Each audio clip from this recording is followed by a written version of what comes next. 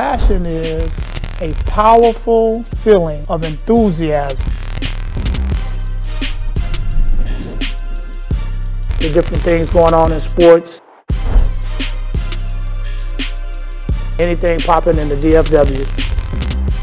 Comes on every Monday night, 7 p.m. Hi, and welcome to the Passion Project. I'm your host, Coach Richard Bacon. Now, last week, you guys probably, if you followed us on the Passion Project on YouTube, you saw the moms who coached their daughters. Today, I got the men or the dads who coach their sons. Kind of give a little different perspective on how they handle certain situations. Some of the questions are the same, but we are all wired different individually and as sex, female and male. They may handle things a little bit different. So we're going to start with my right. I'm going to have, as I always do, have my guests introduce themselves, tell you a little bit about them. Start to my right here with Dante. First of all, Coach, thank you for putting this together. We really do appreciate you, scheduling this and giving us an opportunity to be a part of something like this. So appreciate you. I think your voices need to be heard. Yeah. Dante Wilson. My son's name is Jaden Wilson, and I coached him in basketball. We didn't do any, besides Little League stuff, baseball, we did a little bit of that, but majority of the time it was basketball. This is I just ended my 23rd year in the profession. Halfway there, Cole. Let's see here. I'm halfway there. I'm almost Halfway done. there, Cole. Let's see. I've coached him really in high school, his high school career. I didn't coach him. Little League and then high school is when I coached him. And let's see, all the schools where I've coached. I started my career at Lancaster High School. My goodness, from Lancaster I went to Arlington to a middle school, Carter Junior High, and then got from there, Arlington Bowie, and then from Arlington Bowie to Sam Houston is where I got my first head job, and then from Sam Houston to Mansfield Lake Ridge, and from Mansfield Lake Ridge, I'm currently the assistant athletic director and head boys basketball coach at Fairfield. And it's just my wife and my son and I, and that's about it. That's it. That's three of y'all. Yes. So no little Wilson stuff. No. He ruined it for the rest of them, and not necessarily because he was a bad kid, but man, we were just afraid that we couldn't duplicate that again. I got you. Such a good kid. My next guest introduced himself, and I know he has one son, and I've been knowing his son since he was born. His son, and I got to say this because his son made his first trip to the Final Four when he was like 3 months old, 2 or 3 months old. 6 weeks. Well, 6 weeks ago? Wow. It was that close? Yes, sir. Yeah, he was born, and then we went to the Final Four. Wow. So he already knew how to get to Austin. Then they changed it to San Antonio. All right. Yeah, I'm Leonard Bishop. My son's name is Leonard Bishop II. I coached basketball for 40 years. Told you, Dante, you halfway there. The places that I coached at was, I coached in Southeast Missouri, a place called Learburn, Missouri, and New Madrid Central for 9 years. Moved to Dallas in '82. I coached at Seagoville High School for 15 years and Dallas Lincoln for 16. Family dynamics, and wife Mary, 4 kids and 8 grandkids. So I guess I'm the elder of the group, Coach.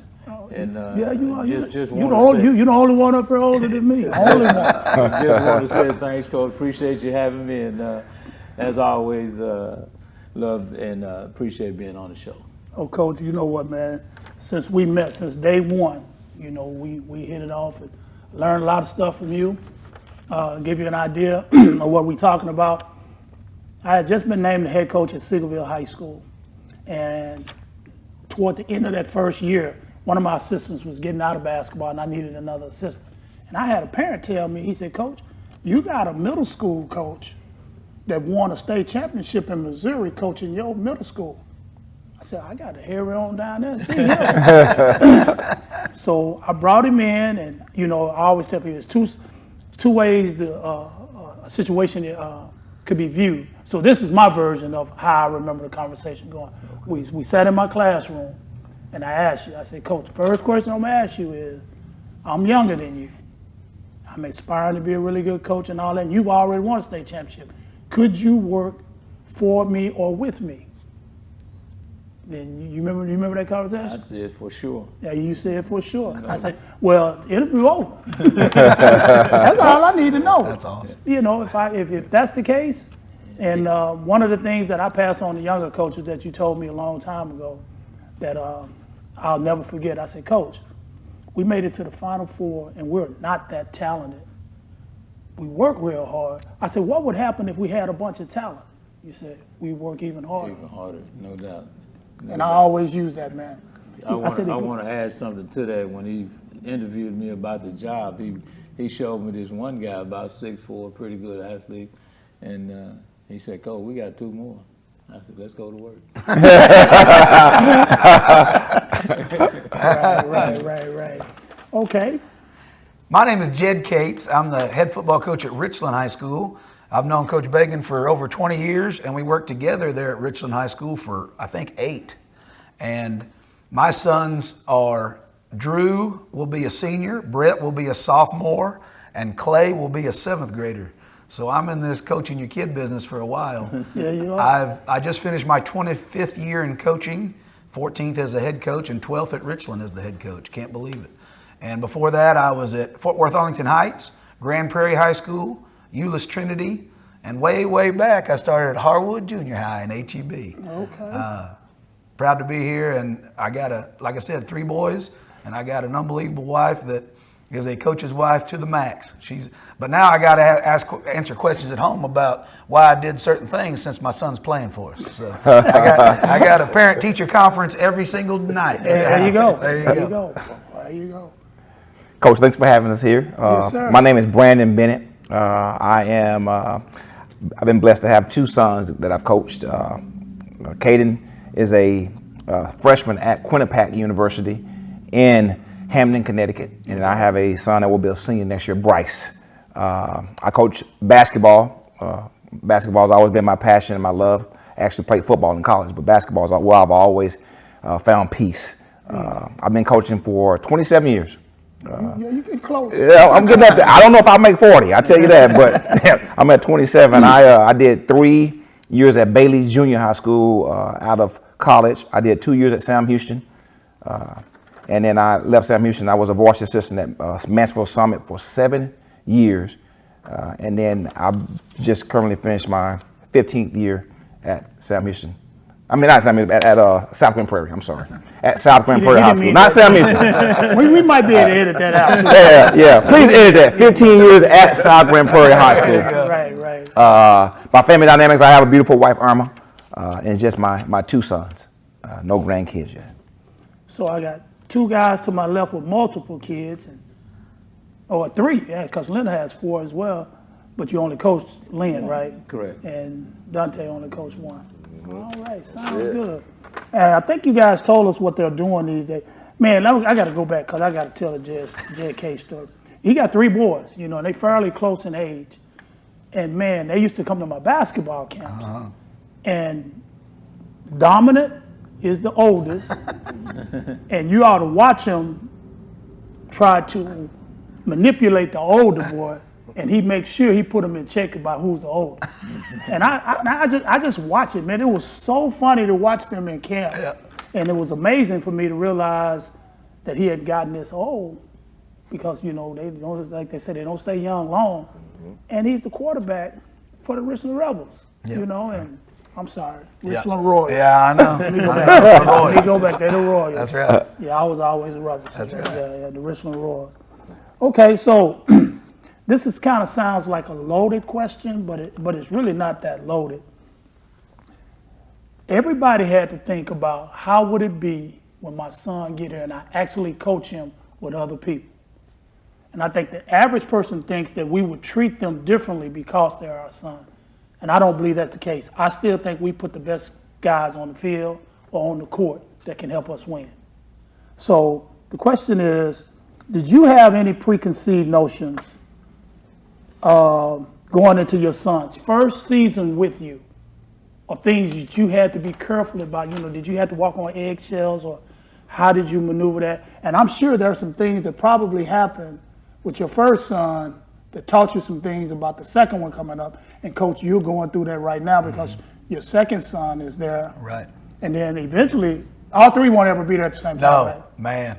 No, when number 2 is a senior, number 3 will be a freshman. So Okay, so yeah. you only have 2 at a time. And then you're going to have that last one by yourself. No telling. So Brandon, I'm gonna start with you, man. When you getting ready to, your son, he's talented. I remember the first time I came over to your house and we were all out there and they were jumping in the pool and they were telling me about how they could play and all that stuff. And by the way, one of the reasons why I like Brandon is I saw him as an assistant coach when he was at Summit. And he reminded me so much of me and my drive. So I made sure that I got to know him, played against his teams. I wish I didn't play him that much, but played against his great South Grand Prairie teams, and that's why I wanted you on the show. I appreciate you. I think I had a lot of doubt putting my son on varsity. I played him on varsity as a freshman. That's what I'm talking about. So it was, I didn't feel like he was ready.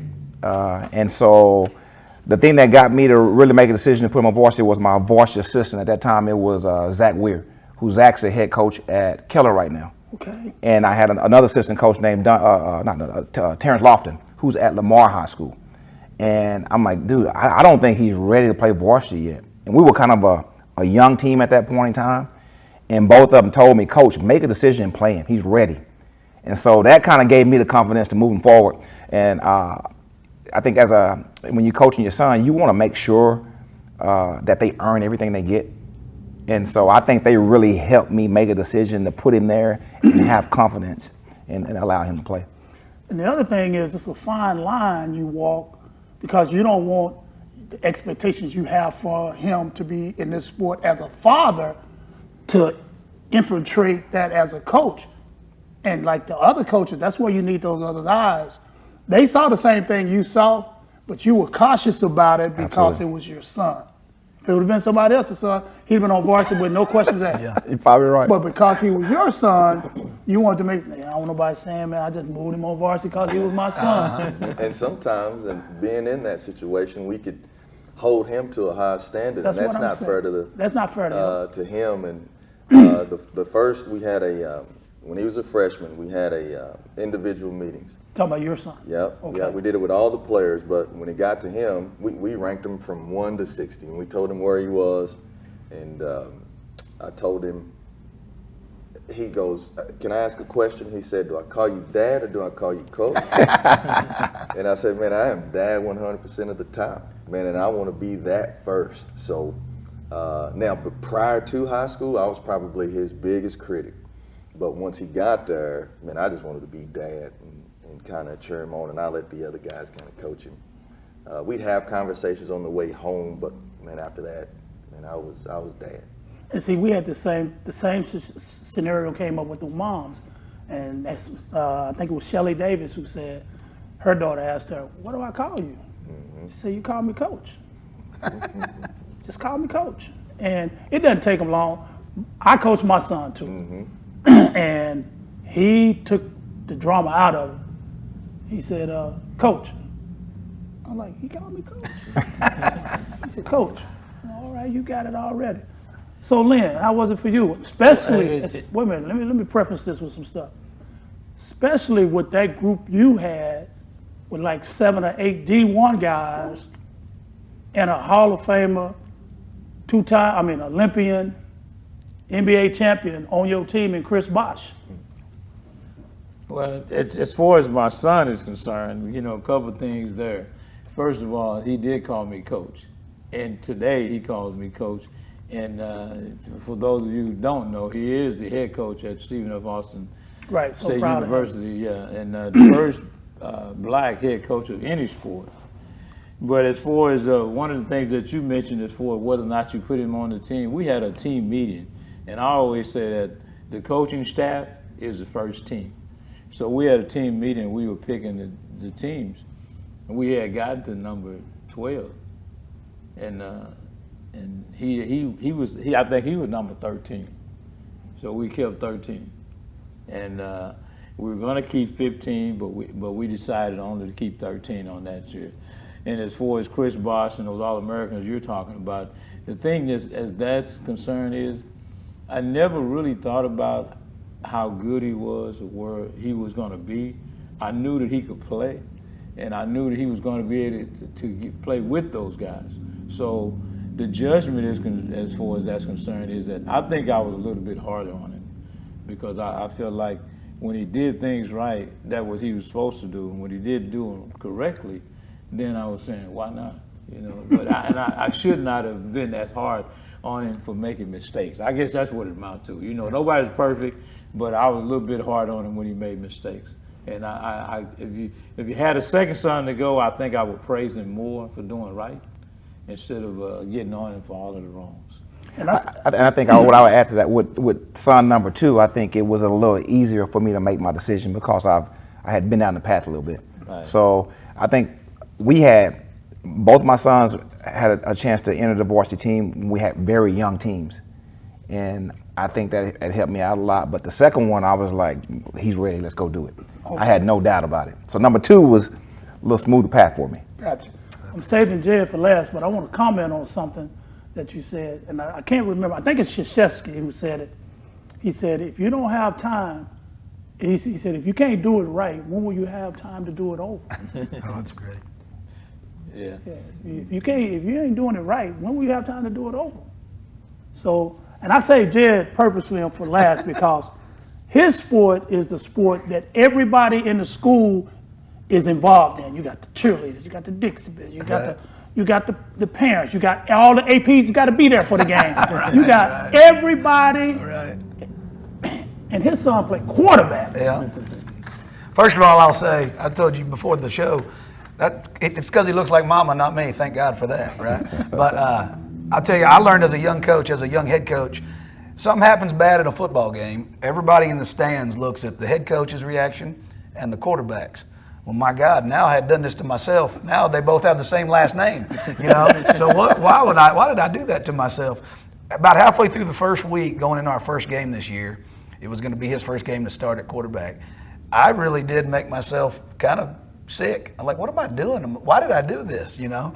I dreamt of it all my coaching career, and here he is about to be the guy, and I know he's ready. He's going to be fine, but you know, for us, this is our profession. This is what we do. And I thought it sure would have been easier if I'd picked somebody else to do that job. And, you know, thank goodness we won the first one, then we won a few more, and everything was fine. But I absolutely had unbelievable expectations for him from the time they were young. I don't know how to be another way. It's really neat on this panel to hear a couple of them called him dad. They call me dad. A couple of them call him coach. Still to this day call you coach. I think that is so neat. And it is blurred right now. We don't know. We don't separate it. We don't cut it off. We don't stop at the house. If we're at the house, I tease, we're having a personnel meeting every day at my house. They're asking me, Dad, what if he played receiver? And what if he played defensive back? And I go, y'all be quiet. That's not your job. Your job is to be a good player and be a good teammate and all that stuff. But when it comes to expectations from the time they were young, I don't know how to be another way. I am hard on them. And I guarantee you most of the other guys on our team are like, man, I'm glad I'm not the coach's kid, you know, during practice anyway. Mm-hmm. Then after that, we go jump in the pool and we do what we do. But I expect great things from them. They're not the best athletes, but they're pretty good athletes. But what they do have that I bet all your sons have are they love it, and it's important to them, and they have that coach's kid savvy about it seems like they're in the right place all the time, on the field or on the court, and because of that, I knew they were going to be pretty good players, I thought, and so far he's done a pretty good job. All right, now we're going to piggyback on that, and we're going to stay with you. Tell us the pros and cons of coaching your son, Dan. Okay. What do you enjoy that's the most? That's a great one. The pros are our preseason meeting with parents. I tell them for the next 4 years, they're going to spend more time with us than they are you. Well, I don't get to do that. I get to be with mine all the time. And that's special. That, you know, I get to be with my boys. It's a fleeting moment. He's about to be a senior. As y'all know, it goes by like this. And I've been telling other people that for years, other parents, and I'm living it, you know. And man, it's quick. So I get to be with them all the time, and that's a special deal. And right now, having two of them, you know, at practice every day is a neat deal. The con is I tease my wife is, like I said, she's a stellar coach's wife. She's awesome.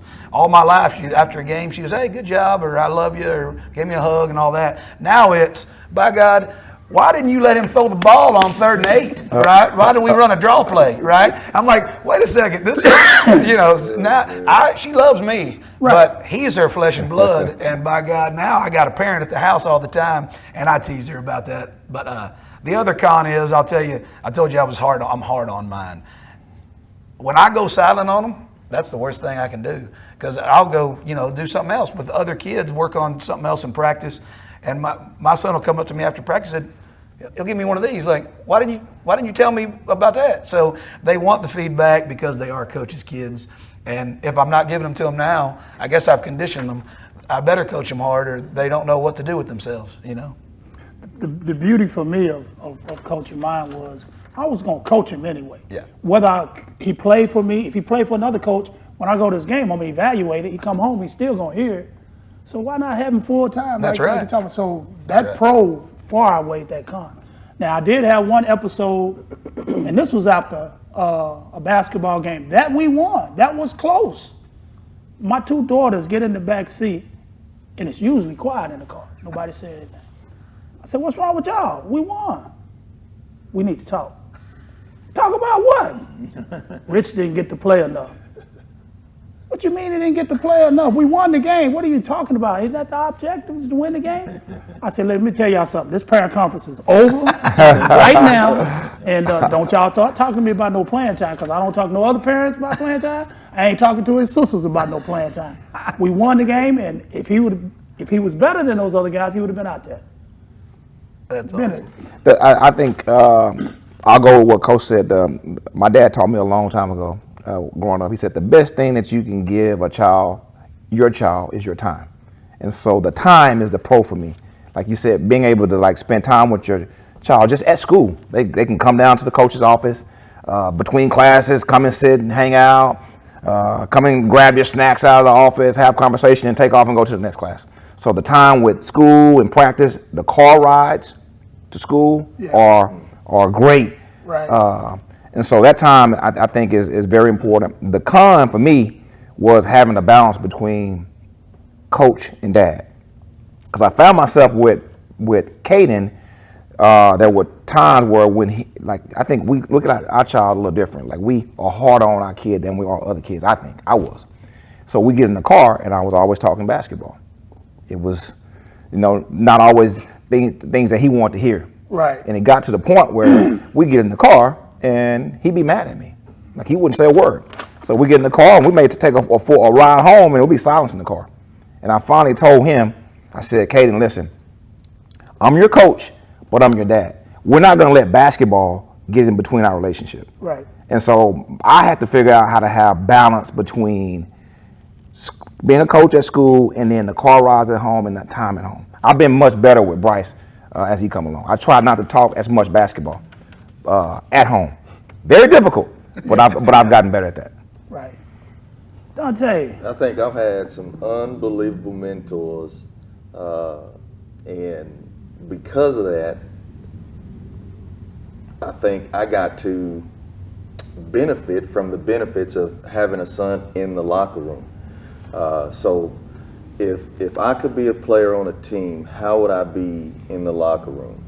Even though I'm coaching this team, if I were a player on the team, how would I be? Well, having a son on the team, you kind of get to do that a little bit.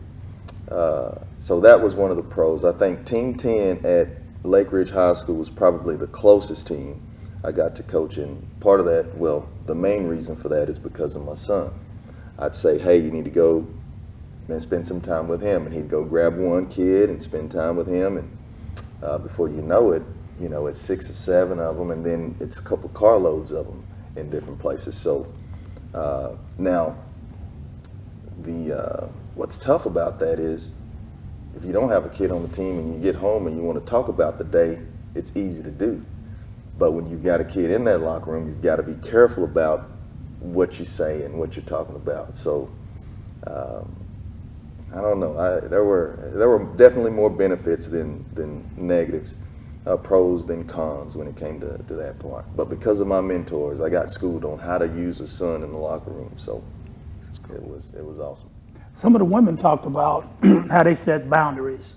And they said once they got home, no more talking about it. Like the ride home, cool. Yeah. So I remember Montanya, who coached volleyball at Lancaster, she said they spent a lot of time in the garage sometimes before they got home. I mean, before they went in. Yeah. Because the conversation had ended and they weren't going to end it because they knew they couldn't take it in the house. And it's human nature, I think. Right. Just want to talk about the thing. So, Len, what was your pros and cons?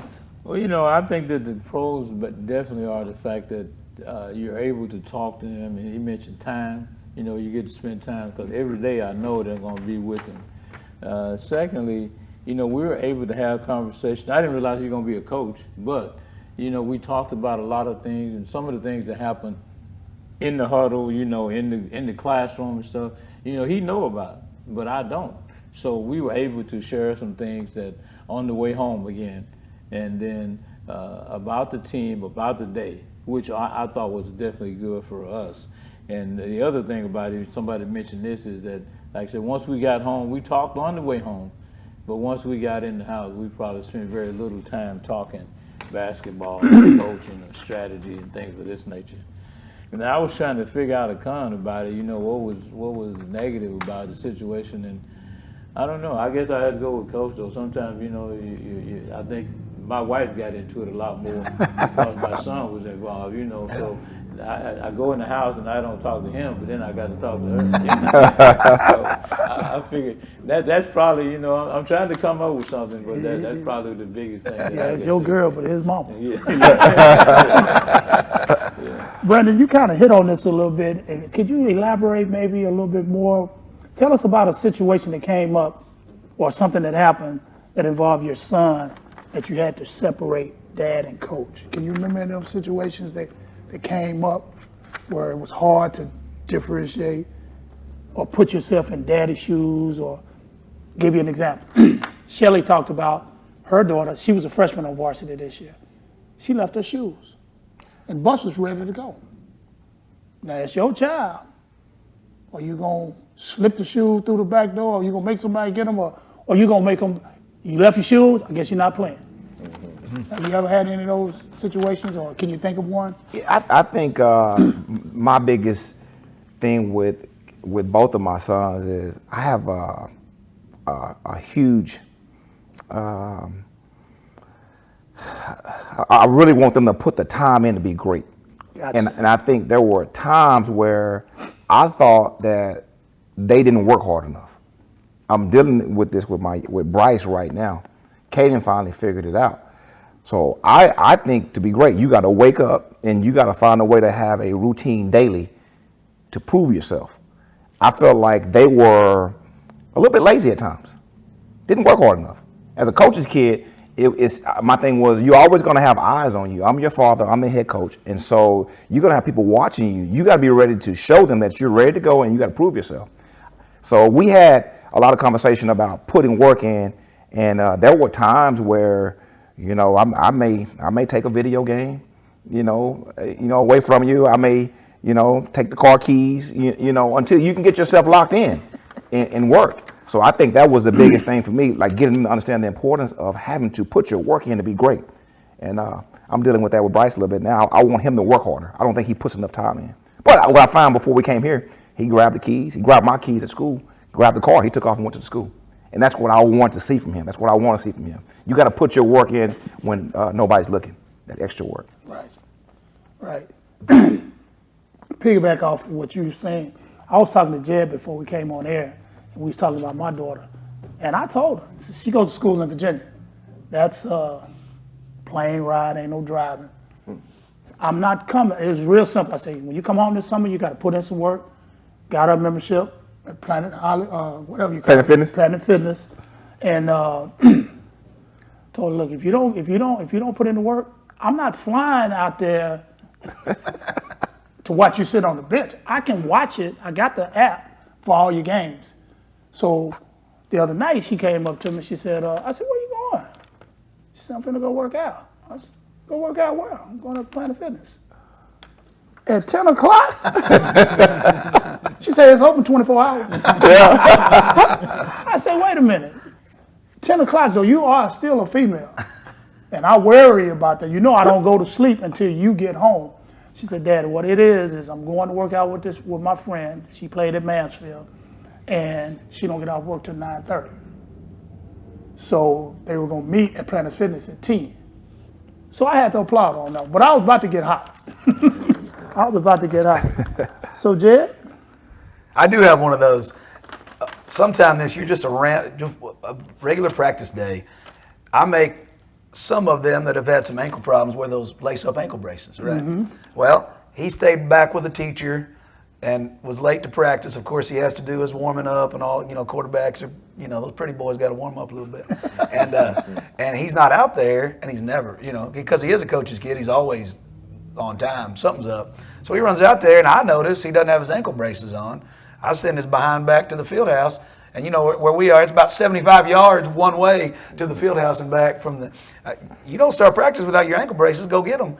And then when you're late to practice, you have to do some up downs to remind you to be on time the next day. So that compounds the problem, and he's all flustered, and he's the coach's kid, so he wants to be on time. So instead of overlooking it and saying, oh, he can do without his ankle braces today, I sent him up there, made him run back, made him do his up downs. Then he had to warm up. And so then the number 2 quarterback got his reps, the first few reps of practice.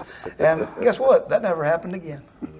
Right? There you go. You brought some conscious That's awareness. Right. That's this right. stuff here. Everybody saw. Right. Because you can't go around explaining to everybody why you didn't make him run. That's right. But perception is Doesn't matter. 100% the truth of that person perceived. That's right. I mean, he was late. Coach ain't make him run. That's right. I'm telling you that. Right. They're all watching that. There's no doubt about that. No doubt at all. Coach, that part was easy for me. Okay. But it got tough when it got competitive. Okay. So you got your son and one of your players going at it and they get into it.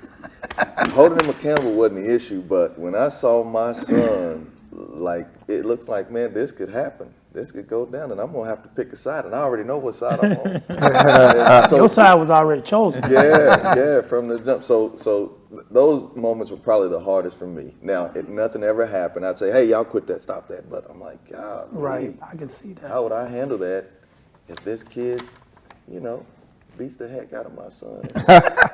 Yeah. You're going to break that fight up a little bit. Yeah, a little quicker. A little different. Yeah. My goodness. Lynn? Well, I think that the separation was basically on the coaching part. When I mentioned earlier, when you're deciding who's going to make the team or what level he's going to be on, I think that the total separation is, dad to coach. I'm totally coach then, because you got to pick I always say you got to get the right people on the bus. So I'm strictly looking at what this guy can help us at and where his level is. So that to me was probably the toughest part, but it also was definitely a part that I was able to do. Okay. So piggybacking off of this, what about, were you ever concerned about your son and the locker room? Like how he was being treated in the locker room? Did you ever have any concerns about that? Always. Okay. Always. And we talk about it briefly, and I think that he was kind of silent on a lot of things. Because he's a mild-mannered kid. Yeah. You moved him over there his junior year? No, his freshman year. Oh, he went to Lincoln with you when you got the job? Yes, sir. Your freshman year? Yeah, he played So he JV as a freshman, and then he played varsity after that. Okay. Yeah. And South Dallas is not the easiest neighborhood in the Metroplex. That's all I'm saying. And well, And I enjoy it. Yeah, And I enjoy it. Some no people doubt. thrive in it. But I think that he had to deal with some things that he just didn't talk about, Okay. And I always wanted him to share, but he wanted to be his own man. So we kind of separated that and let him know that whatever he needed, we were there for him, but he needed to handle himself. But I was more concerned about, not that he shared that stuff. Did you have extra concerns because you knew the area and the types of situations he could run into? Yes. Okay. And I think you got to be watchful and know what's happening. And you got to share information with them that's needed.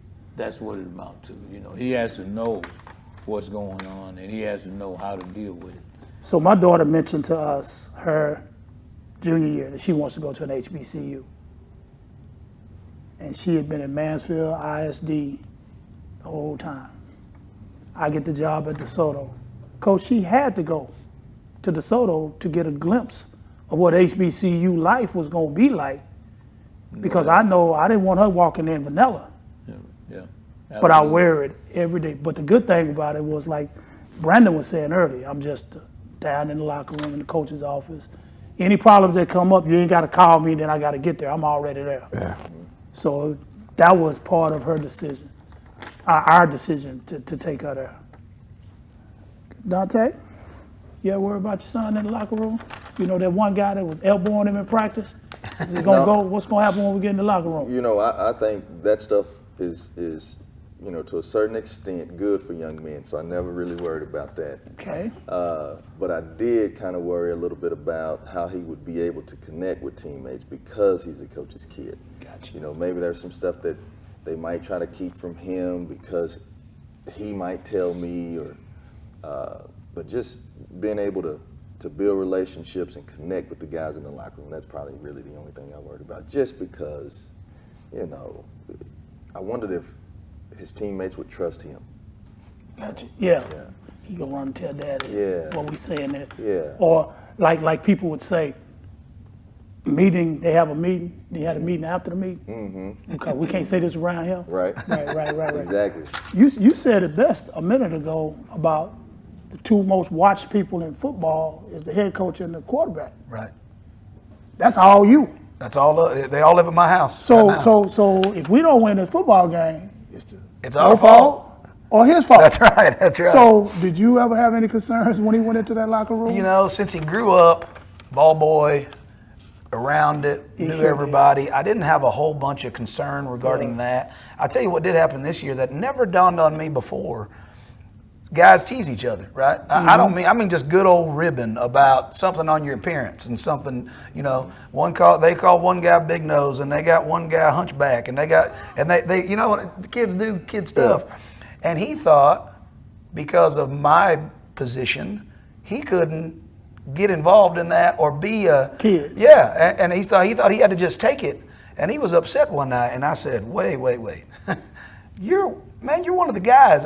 Don't ever think, you know, we don't realize maybe, or I didn't realize, they realize this is our livelihood and our profession and, you know, besides, I mean, let's face it, teachers can't get fired unless they do a couple things. Right. We could get fired tomorrow and your kids, that weighs on them more than I ever realized it did. Yeah. And I said, hey, you got to be one of the guys, man. My deal has nothing to do with you. I'm proud to be your dad. Go give him some heck back and be one of the guys and have fun.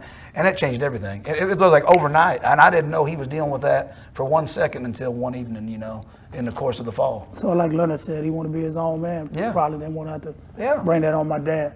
Now, did you coach both of your sons at any point while they were at South? Yeah, well, Bryce was a freshman. Caden was a senior.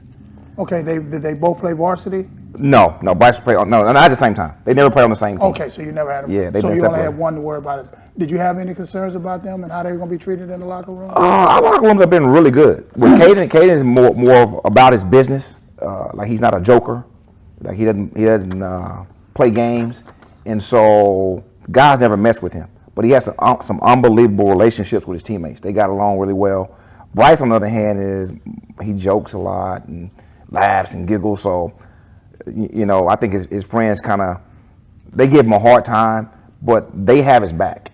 His teammates have his back. And so our locker room situations have been great. What I find is both of them have been kids that don't share much of locker room information with me. Like, I want to know what's going on in the locker room. They don't tell me anything. It's almost like they don't want to break the code, you know? So I have to kind of figure stuff out on my own or from my coaches on what's going on behind the scenes. Boy, and that leads me to my next question. He just walked right into it. So has your son ever came to you, because you just told me that he really didn't, but did he ever come to you about something regarding the team that you had to say, "Wait, I don't want to know. Let's not talk about this. Keep that between you guys. That ain't my business." And you had to make a decision. They've never come to me with any of that information. Yes. Like I said, I feel like my kids feel like it's a code when it comes to the locker room. Okay. And so, And it you know is. how it is. I don't want to snitch and Right. tell my dad what's happening behind the Right. scenes. So they're more, everything's fine. And so if I get information out of the locker room, it's usually from another kid, some other kid, maybe another one of my players. But they never give me any personal information out of the locker room. Same here. Same as you. You never had no situation like that either? Not that I can think of. I'm trying to look back, but I don't remember any. I love what you said. I have some snitches. They're just not mine. I know the ones. There are some that'll give it up quick, but not my kids. No. Right. I think as the coaches, we figured that out, man. Yeah. We know who We to call know. in. Hey, man, Yeah. what's going on? You can call certain kids in. I know who the moles are. That scenario Yeah. where somebody else coming in telling you stuff, and you have to kind of weigh what's going on. Right. With it. But, yeah. Any of them come in and tell you something about what's going on with your son? Any of your sons? They come in, No. say, Coach Bennett, man, I ain't no snitch, but Right, but I'm about to snitch. he didn't show up for English class. Did he have a doctor's appointment or something? I'm trying to figure this out, Coco. He ain't on the line running. But I'm not a snitch. I'm just trying to tell. So we're gonna deal with one more question, and then we're gonna call this a day on this. Did you ever have a situation where one of your assistants, like your assistants you mentioned earlier, Brandon, told you that your son was good enough, let him play on the varsity? Did you ever have a situation where you wanted to discipline one way with your kid, but your assistants kind of got in your ear and told you, say, Coach, that's not right? I think I've had a few instances where I was a little harder on my kid than others, and I've had some of my guys come and tell me that, hey, he's fine. Okay. He's fine. He's going to be okay. Let him work his way through it. I think I've had. I think probably the hardest thing for me, I'm kind of jumping off a little bit. I kind of found out how much my assistants care about my kids. When Caden was a senior, he tore his ACL, so he missed his whole senior year. And I remember going into the gym and having my assistants, like they all cried. Everybody, we were all in the gym crying, and that kind of let me was a big know loss. how much my assistants love my kids. Because they were all hurt. But I think I've had a few instances where they told me, Coach, just back off a little bit, let him work his way through it. He's gonna be fine. Because I think as fathers, sometimes we have a tendency to kind of nitpick a little bit. What about you, Coach? No doubt. That did happen to me. It's happened to me a couple times. One in particular, our offensive coordinator is also the quarterback's coach, and bless his heart, right? Yeah, Right. He deserves a raise for being Yeah. between. But one time, not outwardly, I just felt him do it. I'm on him from 20 feet away. I don't like what he did. It might have been just a throw that was I thought he could have done better, and I'm jumping on him from there, and he kind of just casually steps in front between me and my kid, and is coaching him. Mm-hmm. And I got the message. Yeah, I went, respectfully. man, you know what? He's got it. And I hired him to do a job, and I wouldn't have done that to any other kid. That didn't mean I didn't do it the next day, but that day he took me, and I got the message from him. He was very, very subtle and respectful, and Right. then did it the right way and coached him and kept me from being on his case for probably no reason. Man, Yeah, I would say the same thing. My son was supposedly a shooter, and my definition of a shooter is ball go in the hole. You 0 for 4. Yeah. You 0 for 4. And I'm saying, man, it's time to do something different. And you've been, wait, don't leave this part out. And you've been his shooting coach since he was born. Yes, sir. And he missing shots. I bet that factored in. His son, guys, I'll tell you, his daddy designed a thing called the mini gym. You know how you had a little, I don't know what the proper name is. You put your baby in there and let him play in it. Oh, the Playpen. playpen. He designed a playpen with a basketball court. Had a goal on this end. Had a goal on this That's end. awesome. And you know that court they put down now, where they put them down, the little square. Sports court. He went and got one of those. He designed it. Got all that. And he was telling me about his dream, and I come over to his house, his son being there, he be shooting and stuff. So I already know why he got busted. He been shooting since he was 6 months old. And he missed 4 shots in a row. He said, Coach, and Coach Doug, you know, he's at Lancaster now. He said, Coach, let him play. You know, and he went on. He scored 18 points. I don't remember how many shots he took, but he ended up scoring 18. So, yeah, it's always good to have assistant coaches. Right. They keep you off of them. Yeah. Similar, just like everybody else has said, most of the time I would get on to him, and what I would watch my assistants do is go to him.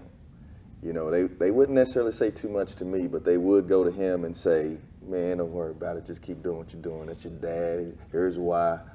They kind of have my back when it came to that kind of stuff. Not now that he's graduated, he's older, and I now ask him about some of that stuff, and he said they would just say, listen to what he says, not how he says it.